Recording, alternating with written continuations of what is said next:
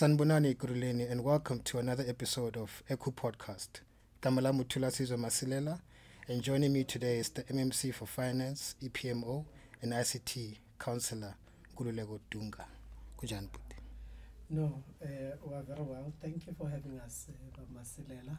It's a pleasure, sir. To the platform, we always appreciate an opportunity to engage society. Just explain briefly what the budget is.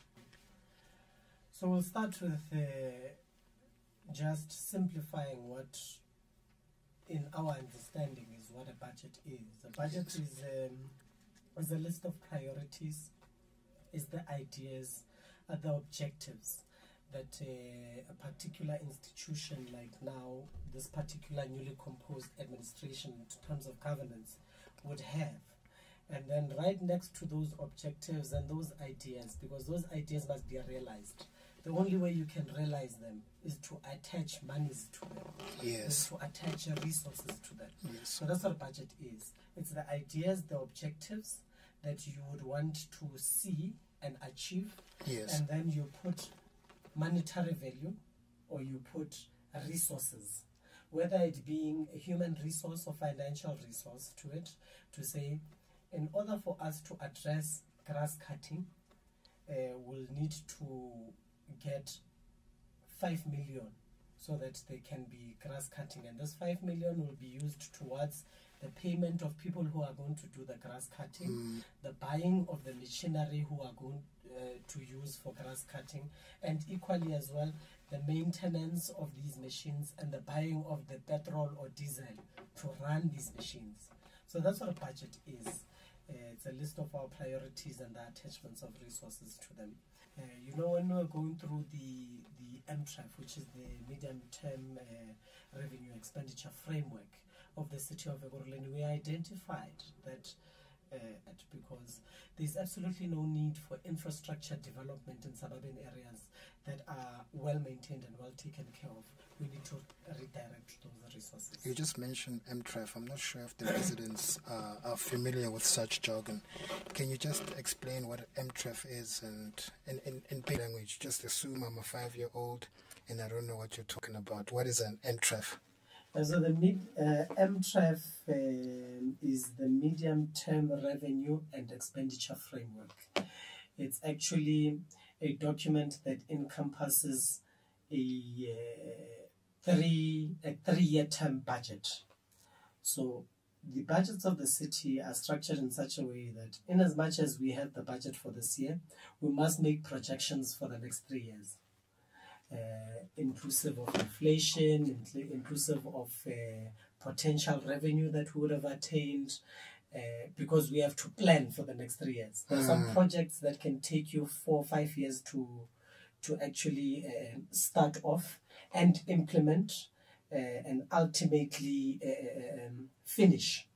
And that's what the medium-term revenue and expenditure framework gives you. It gives you the projection to be able to plan in the near future, and that's what the document entails. That this is the budget for this year. This is most likely what is going to be the budget for next year and for the year after that. Okay. So if we are having, for example, a fire station that we want to build as a priority in Ward 50, as an example, for this particular year, it might take us the entire year to do a feasibility study, to do planning, to do infrastructure coordination, or whatever the case might be, in terms of civil engineers coming in, and it would take a lot of money as well. So we then allocate resources for this particular year to do the feasibility studies and all that needs to be done as a preliminary planning towards the building of the fire station. And then MTRF will then say that means in the next financial year, we must allocate 100 million because this is now the building phase of the fire station, and then we allocate the 100 million and state that now the 100 million has been allocated for the fire station and it is now for the building, which is the civil and ultimately the building up of the structure. And then in the last year of MTREF, it would be for the final touches and the branding. We'll allocate maybe 5 or 4 million for that particular process.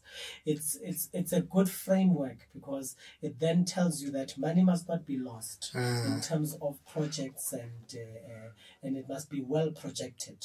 And when you plan, when you lack plan, you actually plan to fail. Absolutely. And MTREF gives us sort of that framework to ensure that we carry out our plans within a reasonable time frame as well. Would that be now how you inform the budget? So basically I'm asking when and how do you inform the budget and the whole MTREF? So just from the beginning to a point where you have the MTREF, and how you roll it out. Yeah, look, this is just the framework of what must then happen within 3 years. Within 3 years. But it's not necessarily the budget. It does not absolve a process that must be taken annually to influence the particular budget for the year. Okay. We'll take, for example, the process that has led us to where we are now. We are going to be tabling the budget of the City of Ekurhuleni on the 25th of May. Yes. 2023. This process started about last year in August. Okay. So for the next financial year, or for the next budget, right after tabling this budget, the process that leads to the next budget to be tabled, so August, to begin the process. Okay. And then what we then do is that we go to council, we table timeframes in terms of public participation, in terms of priorities of the departments, to be in line with what society is saying, but to also be in line with the national departments, because we do use the GDS Growth Development Strategy of 2025, which is a national framework of what national government wants to see happening in South Africa. So we also have to derive our plans based on what the national ideological perspective is and incorporate it at a local level. So if GDS 2055 says that by 2055 there must be an elimination of informal settlements, that would then mean that our budget must speak towards a process of formalizing all informal settlements, so that by the time we get to 2055 there are no longer informal settlements in the City of Ekurhuleni. So that's what departments do. They derive their priorities sometimes from the GDS 2055, but also in consultation with communities, because the needs of communities and the departments change as we go along, through day-to-day activities. For an example, we could be sitting here today, and then there's a new informal settlement that has taken place somewhere in Cllr or Sprayed, which would then change the dynamic. That would change the dynamics, because now the people who are residing in that particular area need electricity, they need ovulation facilities, they need water infrastructure, and those are priorities of the department, because particularly water is a human right, and communities cannot live without water. So that's what they then do, and all of that consolidation of priorities of departments are consolidated around about September, October. Now the budget process is legislated in terms of the time frames, and after those priorities are summed up, they are then tabled to council by February, as what you would refer to as draft IDP. Then we engage into a process of a public participation process. Basically is us going down to the ground, going to communities and asking communities, what are your core challenges, and how can they find expression in terms of our own budget process and our allocation of resources. And then communities will state, other communities would refer to clinics, others can speak to sewage infrastructure, others grass cutting, the level of crime. And then what we then do after having consolidated all of those views by society is then we begin to then table the budget in itself to prioritize the priorities of departments and community through the public participation process, and consolidate those and allocate resources to the departments based on those priorities. That budget is then taken to the mayoral committee for review.